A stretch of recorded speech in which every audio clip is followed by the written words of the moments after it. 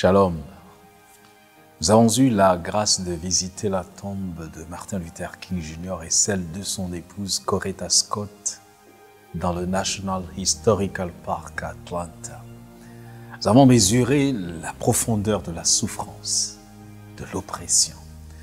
Pasteur Stephen Norman III avait l'air triste et échangeait avec la nièce de King dans la salle d'exposition. J'avoue que je pensais connaître l'histoire de l'émancipation des Noirs, mais je ne l'avais jamais sentie si présente.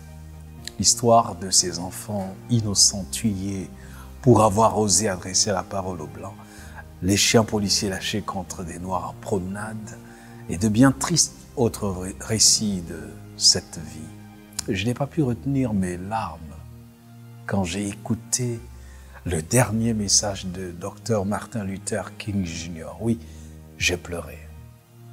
La ségrégation raciale faisait rage aux États-Unis d'Amérique et il y est toujours.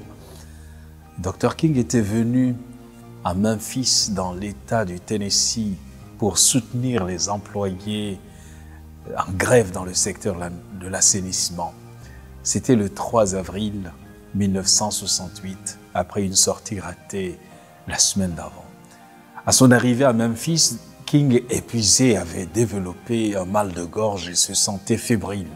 Il a demandé à Ralph Abernathy de le remplacer à la réunion de masse prévue ce soir-là au temple Bishop Charles Mason. Lorsqu'Abernathy a pris la parole, il a senti la déception de la foule qui espérait entendre King. Abernathy l'appelle et le convainc de braver son état, son mal, pour les rejoindre. Le leader de 39 ans est accueilli avec joie et s'est adressé à l'auditoire de manière improvisée. Il passa en revue les grandes périodes de l'histoire, notamment la sortie de l'Égypte, l'Empire romain, la Renaissance, la guerre civile. Et King déclarait qu'il serait heureux si Dieu lui permettait de vivre quelques années seulement dans la seconde moitié du XXe siècle. En rappelant les événements survenus à Birmingham en 1963, King brosse un tableau sombre de l'époque.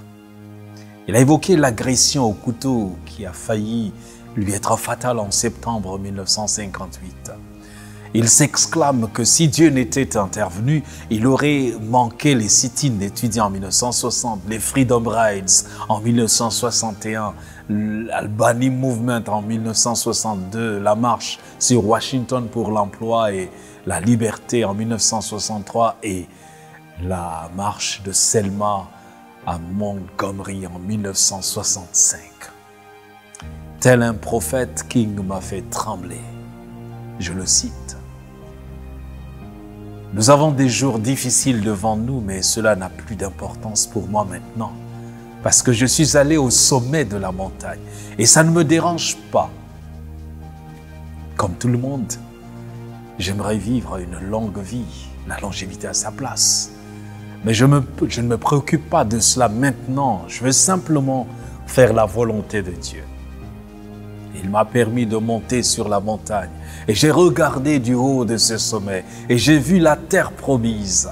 Je n'y arriverai peut-être pas avec vous, mais je veux que vous sachiez ce soir que nous, en tant que peuple, atteindrons la terre promise.